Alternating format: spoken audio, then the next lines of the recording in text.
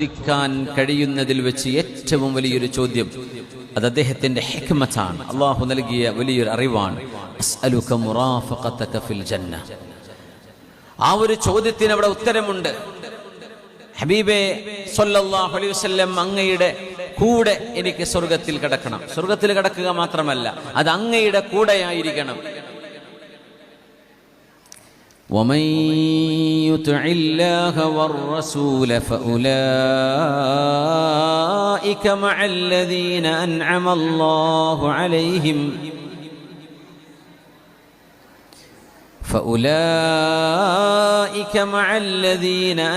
الله عليهم من النبيين